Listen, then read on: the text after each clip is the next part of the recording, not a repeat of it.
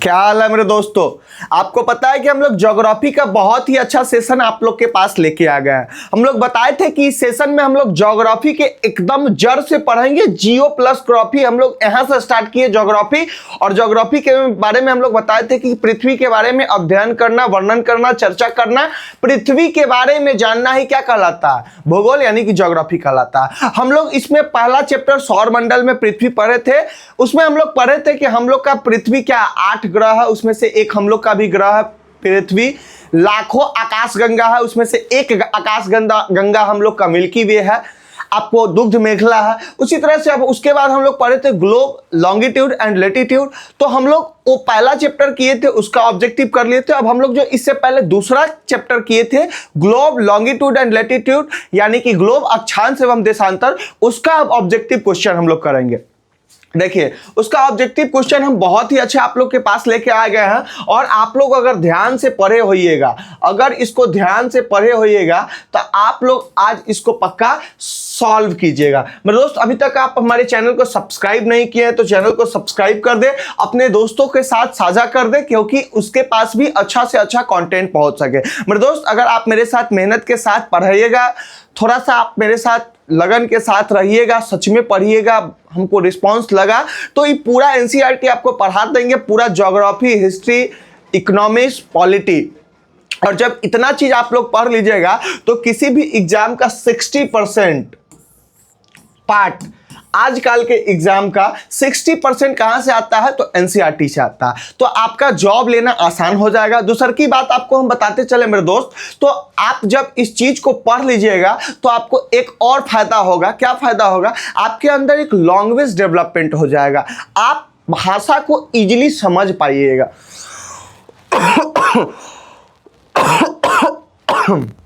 आगे बढ़ते हैं।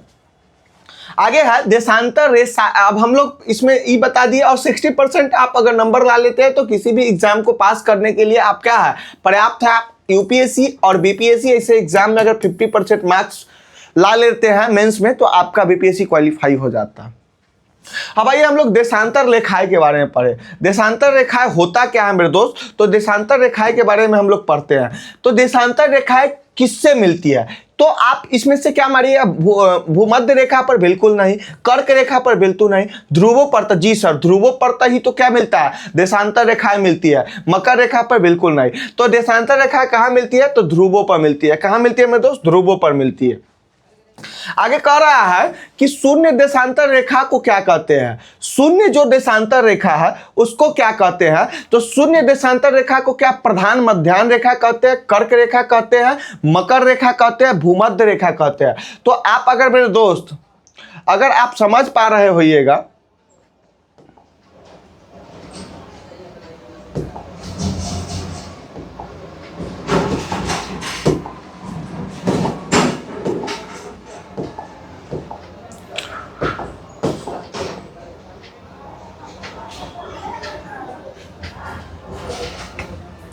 तो शून्य देशांतर रेखा को क्या कहते हैं? तो मेरे दोस्त इसी टाइप का क्वेश्चन आपको हम पहले ये बता दें कि ये जो क्वेश्चन आपके पास हम लाते हैं, कल जो पढ़ाए उसका ऑब्जेक्टिव आज लाए और आज जो पढ़ाएंगे उसका ऑब्जेक्टिव कल लाएंगे। उससे क्या होगा कि आप जो पढ़े उस सच में पढ़े कि ऐसे ही सत्यनारायण भगवान की कथा की तरह सुनते चलेगा, इस चीज को आपका नॉलेज होगा।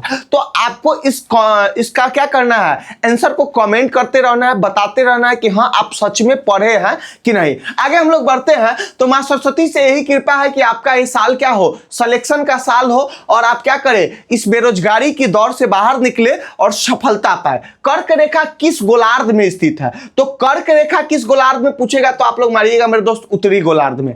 कर्क रेखा उत्तरी गोलार्ध में। लेकिन कर्क के जगह पर यहाँ पे मकर रहता तो आप लोग बताइए क्या होगा? अगर कर्क रेखा की जगह यहाँ पे मकर रेखा रहता तो हम लोग क्या मारेंगे, दक्षिणी गोलार्ध में। कर्क रेखा उत्तरी गोलार्ध में और मकर रेखा दक्षिणी गोलार्ध में, कोई दिक्कत नहीं। ग्लोब क्या है? तो पृथ्वी का एक छोटा सा मॉडल है जिससे हम लोग पता करते हैं कि हमारा पृथ्वी कहाँ है। इस टाइप का ग्लोब रहता है, उसमें पूरे दिखाया जाता है कि हम लोग कहाँ क्या है, पृथ्वी कहाँ है, कहाँ महासागर है, कहाँ क्या है। और हम लोग देखिएगा तो हम लोग महासागर में है, पृथ्वी है, काहे कि हम लोग का पृथ्वी से ज्यादा बड़ा पार्ट महासागर का है।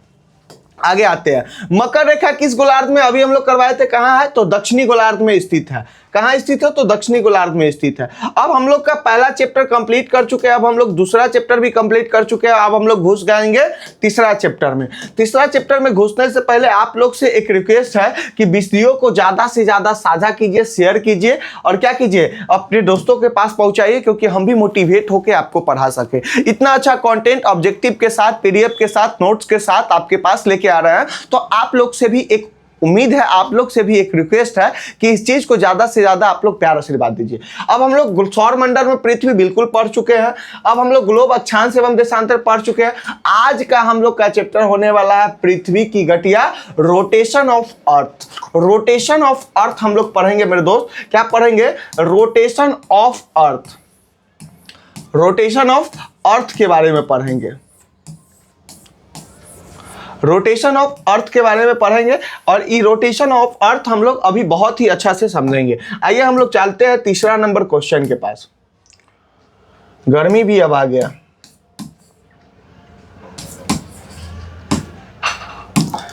ये तो तीसरा के बदला चौथा निकल गया।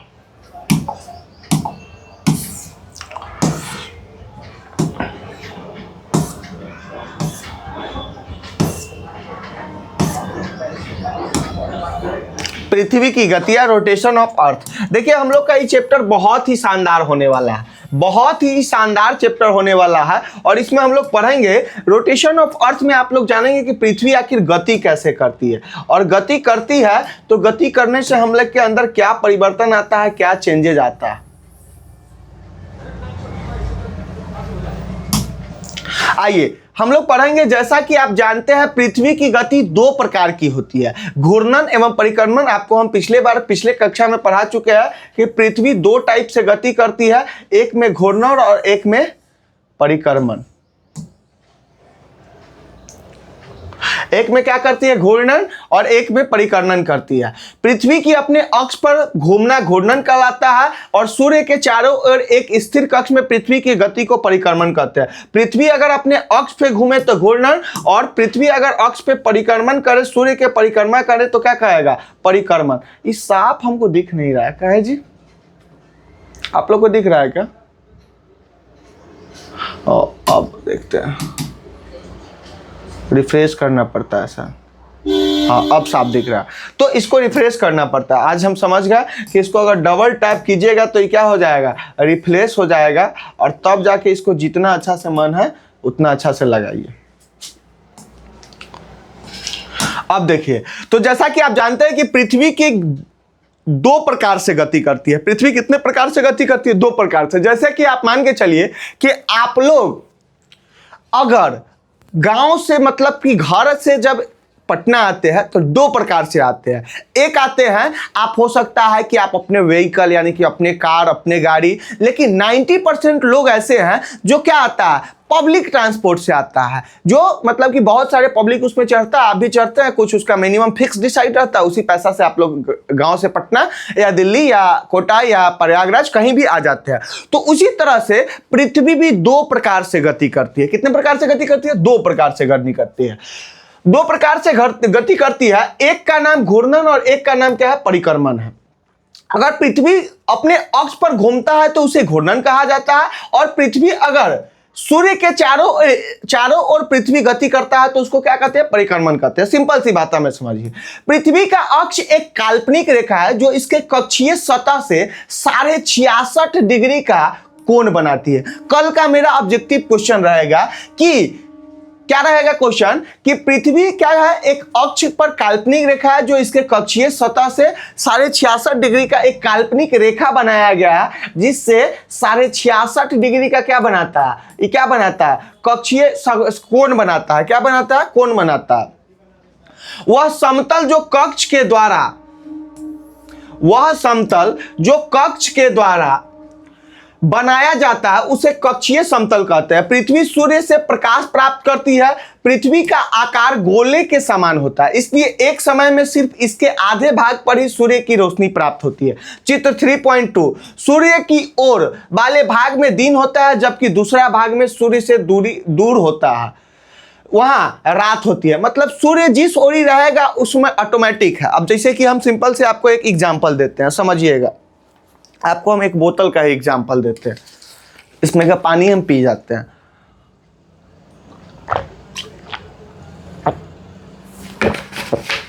अब देखिए, जैसे कि मान के चलिए एक टॉर्च है, इस टॉर्च को ऐसे हम ऐसे बारे देखते रहिएगा। इस टॉर्च को जब ऐसे बारेंगे तो ऑटोमेटिक ये ऐसे टॉर्च है, और ये मान के चलिए बीच में ये कुछ चीज पे अड़ा हुआ है। अब ये जिस साइड जाएगा तो ये अगर टॉर्च आपके साइड है तो आपके साइड प्रकाश यानी कि दिन हो गया, और ये टॉर्च मेरे साइड आ गया तो मेरे साइड क्या हो गया, दिन हो गया, और आपके साथ रात हो गया। तो यही क्या होता है आपको बताना चाहता। तो यूरोपियन कंट्री में क्या होता है, जब रात होता है तो हमारे यहाँ दिन होता है, हमारे यहाँ दिन होता है तो वहां पे रात होता है। देखिए यही क्यों होता है, क्योंकि सूर्य जिस साइड रहता है वहां दिन, और जिधर नहीं होता है रात। यानी कि सूर्य के चारों तरफ पृथ्वी क्या कर रहा है, गति कर रहा है, जिसके कारण दिन रात की प्रक्रिया होता है। अब आप कहिएगा कि सर हम लोग का पड़ोसी तो चेंज नहीं होता है। आप कह रहे हैं कि पृथ्वी ही गति करता है, यानी कि पृथ्वी घूमता है। पृथ्वी गति करने का मतलब क्या समझे, कि पृथ्वी घूमता है। तो पृथ्वी घूमता है तो बउआ वो अपना अक्ष पे घूमता है, ऐसा नहीं पृथ्वी घूमता है। तो कहने का मतलब है कि पृथ्वी तो घूम रहा है, बट हम लोग का पड़ोसी भी तो साथ साथ घूम रहा है। अब आपको इसको हम और अच्छे तरह से डिफाइन करते हैं। अब ई मान के चलिए कि ई एगो क्या है, पेंसिल इरेजर का एक डब्बा है। अब मान के चलिए ये पृथ्वी है और ये अपने अक्ष पे घूम रहा है। तो ये अगर घूम रहा है तो इसके साथ साथ इसके बगल वाला भी तो घूम रहा है, इसके अंदर जो सामान है वो भी तो घूम रहा है। तो आपका पड़ोसिया कैसे बदलेगा, क्या बदलेगा, सिर्फ जगह बदलेगा। लेकिन हाँ ये बात है कि हम लोग घूमते घूमते कभी कभी कहाँ यूरोपियन कंट्री चल जाते हैं, यानी कि कोई वीजा पास की जरूरत नहीं है। लेकिन उसके साथ साथ सब चीज घूम रहा है, उसका भी सब चीज घूम रहा है, यही बता रहा। अब आइए आगे बढ़ते हैं। ग्लोब पर वह वृत्त जो दिन तथा रात को विभाजित करता है उसे प्रदीप्त वृत्त कहते हैं। जो दिन रात को विभाजित करता है उसे क्या कहेंगे, तो प्रदीप्ति वृत्त कहते हैं। यह वृत्त अक्ष के साथ नहीं मिलता है, जैसा कि आप चित्र 3.2 में देख सकते हैं। पृथ्वी अपने अक्ष पर एक चक्कर पूरा करने में लगभग 24 घंटे का समय लेता है। लगभग कितने घंटे का समय लेता है, अगर पृथ्वी अपने अक्ष पर एक चक्कर पूरा करता है तो 24 आवर्स का समय लेता है। घूर्णन के समय काल को पृथ्वी का दिन कहा जाता है। यह पृथ्वी की दैनिक गति है। क्या है, ये दैनिक गति है। मतलब दैनिक मतलब होता है कि रोजाना ऐसा क्रिया होता है, उसी को दैनिक गति कहा जाता है। पृथ्वी के कक्षीय समतल पर लंब, उत्तर ध्रुव, दक्षिणी ध्रुव, पृथ्वी का कक्षीय समतल। ये आपको कुछ दिखाया गया है चित्र बना के, आओ कुछ करके सीखे। पृथ्वी को दर्शाने के लिए एक गेंद ले तथा सूर्य को दर्शाने के लिए एक जलती हुई मोमबत्ती गेंद पर शहर एक्स को दिखाने के लिए निशान लगाए। अब गेंद को इस प्रकार रखें कि शहर एक्स में अंधेरा हो। गेंद को आप बाएं से दाएं घुमाएं, जैसे कि आप गेंद को थोड़ा घुमाते हैं तो शहर में सूर्योदय होगा। अगर गेंद को आप घुमाना जारी रखते हैं तो बिंदु एक्स धीरे धीरे सूर्य से दूर चला जाता है। यह सूर्यास्त है। ये मतलब कि बता रहा है कि जैसे अभी आपको हम करके ही दिखा दिए, तो ये ज्यादा समझाने की जरूरत, इसी चीज को आपको कह रहा है कि क्या चीज करके देखिए, गेंद करके देखिए। बउआ क्या करके देखिए, तो गेंद करके देखिए। रिफ्रेश मारिए, क्योंकि अब तो हम सीख गए बुआ, तो आप लोग को अब दिक्कत होगा नहीं। अच्छा से साफ साफ पढ़िए। क्या आप जानते हैं प्राचीन भारतीय खगोल शास्त्री, हम लोग के यहाँ एक खगोल शास्त्री हुए, एस्ट्रोनॉमी हुए आर्यभट्ट साहब, जिसने जीरो का आविष्कार किया था, आप सुने होइएगा। ने बताया था कि पृथ्वी गोल है और अपने अक्ष पर घूर्णन यानी कि घूमती है। पृथ्वी क्या है, गोल है और अपने अक्ष पर घूमती है। लेकिन सर आप कहिए कि सर आप तो बताते कि पृथ्वी गोल नहीं है, पृथ्वी थोड़ा सा क्या है, चपटी है। तो हाँ, आपको पता है कि किसी भी चीज में अभी तक हम लोग ये पता नहीं कर पाए कि पृथ्वी के आंतरिक भाग में क्या है। एक बहुत बड़ा रिसर्चर हुए।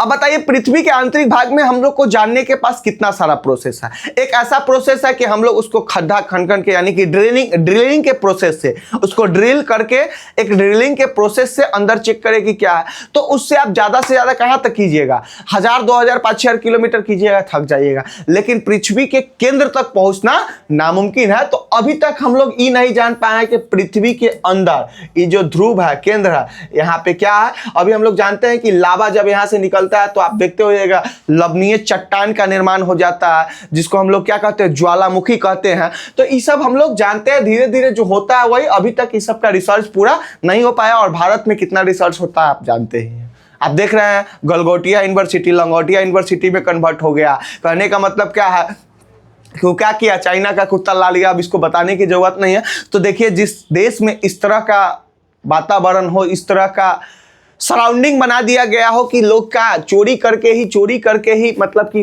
दिखाना चाह रहा है, सबको यहाँ अपने से कुछ नहीं करना है, किसी का किया हुआ लिया, चुराया और कर दिया। क्या चाइना का हम लोग बहिष्कार करेंगे, उसी का जब पूरा इंटरनेशनल लेवल में चर्चा हो गया, उसका अपने आप एडिंग हो गया। अगर पृथ्वी घूर्णन नहीं करे तो क्या होगा, सूर्य के तरफ वाले पृथ्वी के भाग में हमेशा दिन होगा। अगर पृथ्वी घूमे, अगर हम लोग के मन में कल्पना आ जाए कि जैसे हम लोग खाना ही ना खाए तो क्या होगा, तो एक आपको पता होगा कि जैन धर्म में ऐसा एक प्रोसेस है जिसमें आप खाना नहीं खा के आप क्या कर सकते हैं, अपने प्राण को त्याग सकते हैं। तो उसी तरह से अगर पृथ्वी घूमे ही ना, तब पृथ्वी के जिस टाइप सूर्य रहेगा वहां दिन रहेगा, और जहां सूर्य नहीं रहेगा वहां रात रहेगा, यानी कि 24 घंटा दिन और 24 घंटा रात होगा। तो आइए देखते हैं क्या, दूसरे भाग में हमेशा अंधेरा रहेगा एवं पूरे समय ठंडा पड़ेगी। इस तरह की अवस्था में जीवन संभव नहीं हो पाएगा। देखिए हमारे लिए इसीलिए कहा जाता है कि हमारे लिए सुख इतना ही जरूरी है जितना कि दुख। अगर आप दुख देख के सुख, जैसे कि आप ठंडा के साथ गर्मी का एंजॉय लेते हैं तब मजा, अब खाली गर्मी पड़ने लगे और ठंडे ना आए तो समझिए क्या होगा। तो इसी तरह से हमारे लाइफ में भी क्या होता है, अगर देखते होइएगा ईसीजी आप मशीन देखे होइएगा हॉस्पिटल में, इलेक्ट्रोकार्डियोग्राफी, तो ऐसे ऐसे जब तक चलता है जब तक इंसान का प्राण, और जैसे ही सीधा हो गया, स्ट्रेट हो गया, मतलब कि ऐसे ऐसे चला तो ठीक है, और जैसे ऐसे हुआ मतलब कि आपका समय खत्म, अब चलेगा, दुनिया से चलेगा, मतलब कि अब आपको फूकेगा, खाएगा और पूरी बांटेगा, यही होगा। आगे बढ़ते हैं। इस तरह की अवस्था में जीवन को जी पाना संभव है। पृथ्वी की दूसरी गति जो सूर्य के चारों ओर कक्षा में होती है उसे परिक्रमण कहते हैं। तो आप लोग एक छोटा सा अगर डिफिनेशन लिखना चाहे तो अगर पृथ्वी का परिक्रमण कैसे करती है, तो पृथ्वी क्या करती है, सूर्य के चारों ओर अपने कक्ष में क्या करती है, कक्ष में होती है, उसे क्या कहते हैं, परिक्रमण। यानी कि पृथ्वी सूर्य के चारों ओर अपने कक्ष में परिक्रमा घूमती है, उसे क्या कहते हैं, परिक्रमण कहते हैं। आप एक लाइन में आराम से इसको लिख सकते हैं।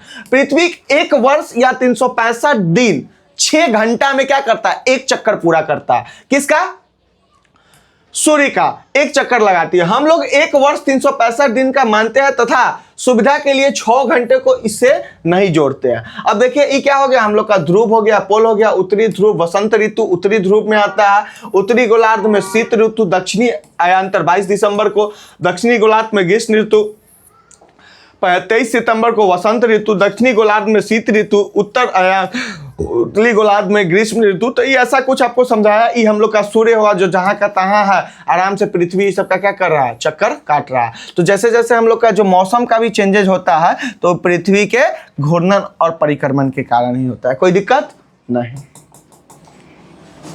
अब 4 वर्षों में प्रत्येक वर्ष के बचे हुए 6 घंटे, अब यही 6 घंटा जो बच रहा है ये 4 घंटा बाद 24 घंटा हो जाएगा और एक दिन में कन्वर्ट हो जाएगा। वही आगे चल के क्या बन जाएगा, लीप ईयर बन जाएगा, कोई दिक्कत नहीं। तो लीप ईयर का निर्माण आपसे क्वेश्चन पूछे तो आप आराम से बता सकते हैं कि पृथ्वी सूर्य के चक्कर लगाने में 365 दिन क्या कर रहा है, पृथ्वी सूर्य के एक वर्ष 365 दिन यानी कि और 6 घंटा में चक्कर लगाती है। यही 6 घंटा बढ़ के 24 घंटा हो जाता है, जिससे एक दिन यानी कि लीप ईयर का निर्माण होता है, कोई दिक्कत नहीं है। अब आगे बढ़ते हैं। इसके अतिरिक्त दिन को फरवरी के महीने में जोड़ा जाता है। इस प्रकार प्रत्येक चौथे वर्ष फरवरी माह 28 के बदले 29 दिन का होता है। ऐसा वर्ष जिसमें 366 दिन होता है उसे लीप वर्ष कहा जाता है। पता लगाइए कि अगला लीप वर्ष कब होगा। चित्र 3.3 आप देखते हो कि 20 में हुआ था तो 24 में लीप होगा, 24 में हुआ है तो 28 में, हर एक 4-4 साल पे लीप ईयर बढ़ते जाता है। आगे बढ़ते हैं। आगे कहता है कि चित्र 3.3 को स्पष्ट किया है कि पृथ्वी दीर्घवृत्ताकार पथ पर सूर्य के चारों ओर चक्कर लगाती है। ध्यान दीजिए कि पृथ्वी पूरे कक्ष में एक ही दिशा में झुकी हुई है। सामान्यतः एक वर्ष में गर्मी, सर्दी, वसंत एवं शरद ऋतुओं में बांटा जाता है। ऋतुओं में परिवर्तन सूर्य की चारों ओर पृथ्वी की स्थिति में परिवर्तन के कारण होता है। ऋतु में जो परिवर्तन होता है तो क्यों होता है, क्योंकि पृथ्वी की स्थिति में क्या होता है, परिवर्तन होता है। ऋतुओं में परिवर्तन, सूर्य के चारों ओर पृथ्वी की स्थिति में जब परिवर्तन होगा, इस सूर्य हुआ और सूर्य के चारों ओर जब पृथ्वी गति करेगा तो सूर्य जिस साइड रहेगा उस साइड फिक्स है कि क्या आ जाएगा, ग्रीष्म ऋतु आ जाएगा, और सूर्य जिस साइड नहीं है उस साइड क्या आ जाएगा, शरद ऋतु आ जाएगा। तो यही टाइप से हम लोग 4 प्रकार के ऋतु में बांटते हैं। क्या क्या क्या, वसंत ऋतु हम लोग ऋतुओं का राजा भी बोलते हैं। उसके बाद हम लोग क्या बोलते हैं, वसंत ऋतु के बाद शरद ऋतु, उसके बाद ग्रीष्म ऋतु, और उसके बाद एक क्या होता है, ग्रीष्म ऋतु, और एक और होता है वसंत हो गया, शीत हो गया, ग्रीष्म हो गया, और क्या हो जाएगा, शरद ऋतु। कोई दिक्कत नहीं, आगे बढ़ते हैं। ऋतुओं का राजा किसे कहा जाता है, तो बसंत को। अब आगे देखिए क्या कहते हैं, आप कुछ करके सीखे। क्या आप जानते हैं कि एक दीर्घवृत्त कैसे बनाया जाता है। एक पेंसिल, 2 पीने तथा एक धागे का छल्ला लीजिए। अब इन पिनों को कागज पर स्थिर कर दे जैसे कि चित्र में दिखाया गया। अब इन दोनों पिनों को घेरते हुए धागे के छल्लों को कागज पर रखें। अब पेंसिल के धागों को कसकर तानते हुए पेंसिल को धागे के साथ घुमाते जाइए। अब जो आकृति कागज पर बनेगा वो मतलब कि एक ऐसे करना है, और यहाँ आपको करके भी दिखाया है। इसी को क्या कहते हैं, दीर्घवृत्त कहते हैं। अब कर रहा है चित्र 3 पॉइंट में आपको स्पष्ट देखेंगे कि 21 जून को उत्तरी गोलार्ध सूर्य की तरफ झुका हुआ है। 21 जून को सबसे ज्यादा क्या होता है, उत्तरी गोलार्ध सूर्य की तरफ झुका होता है, और सूर्य के किरणें कर्क रेखा पर सीधी पड़ती है। इसके परिणाम से इन क्षेत्रों में उष्ण अधिक प्राप्त होता है। यानी कि सबसे ज्यादा अगर गर्मी पूछे कब होता है तो 21 जून को। आप ध्रुवों के पास वाले क्षेत्र में कम ऊष्मा प्राप्त होती है क्योंकि वहां सूर्य की किरणें तिरछी पड़ती है। उत्तर ध्रुव सूर्य की तरफ झुका होता है तथा उत्तरी ध्रुव रेखा के बाद वाले भाग पर लगभग 6 महीने तक लगातार दिन रहता है। यानी कि उत्तरी ध्रुव रेखा के बाद वाले जो भाग होता है वहां पर लगभग 6 महीने तक लगातार क्या होगा, दिन ही होगा। अब आइए, इसलिए विषुवत के उत्तरी भाग में गर्मी का मौसम होता है।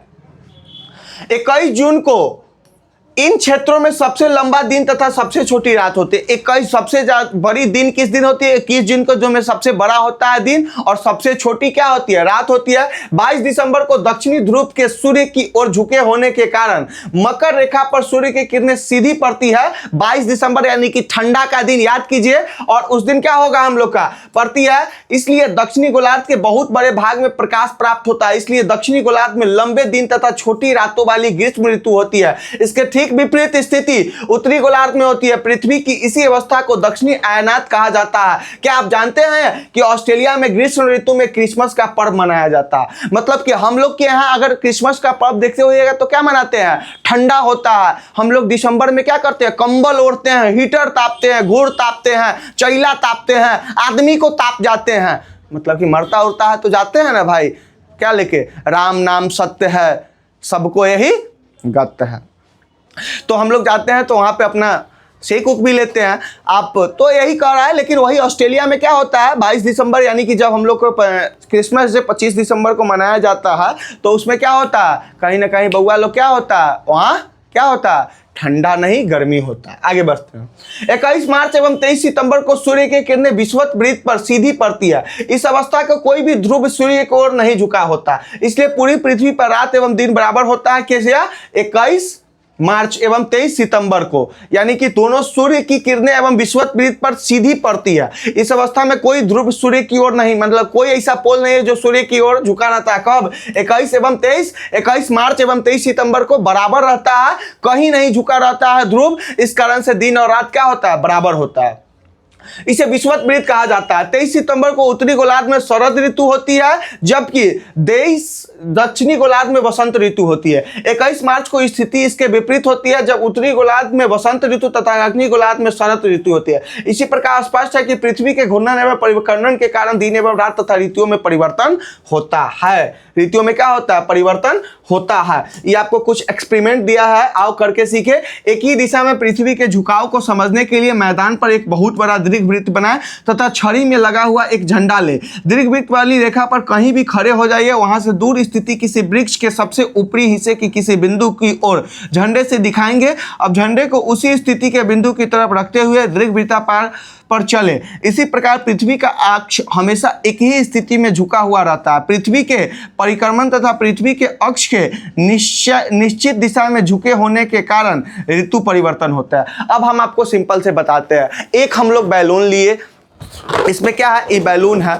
अब ये बैलून में आप मान के चलिए यहाँ हम लोग का पृथ्वी है, क्या है, ये देखिए फुटिए गया, एक रहेगा तो ज्यादा अच्छा समझ में आएगा। अब समझिए, ये हम लोग का क्या हो गया, पृथ्वी हो गया। और ये पृथ्वी का, ये मान के चलिए ये जो ग्रीन वाला पार्ट है ये पृथ्वी हो गया। अब ये पृथ्वी के जब ये पृथ्वी है और यहाँ पे मान के चलिए सूर्य है, ये सूर्य है, तो पृथ्वी ऐसे घूमेगा। तो ई वाला मान के चलिए ये भारत है और ये ऑस्ट्रेलिया है। तो भारत के पास जब सूर्य रहेगा तो भारत में गर्मी होगा, और जब इधर आएगा तो क्या होगा, इधर। और यह पोल जब धीरे धीरे घूमता है, क्या कि आप सुने हैं कि कितना 365 डे और 6 घंटा में एक चक्कर पूरा करती है। तो कहीं ना कहीं इसी कारण से हम लोग के यहाँ ऋतु का भी परिवर्तन होता है, हम लोग का दिन रात का भी प्रोसेस होता है, और इसी कारण से हम लोग मनाते हैं क्या, ग्रीष्म काल, ऋतु काल, हम लोग समर वेकेशन, विंटर वेकेशन और यही सब मनाते हैं। कोई दिक्कत नहीं। अब हम लोग का कुछ क्वेश्चन आंसर है इसका, देखिए आप लोग करके देखिए कि होता है कि नहीं।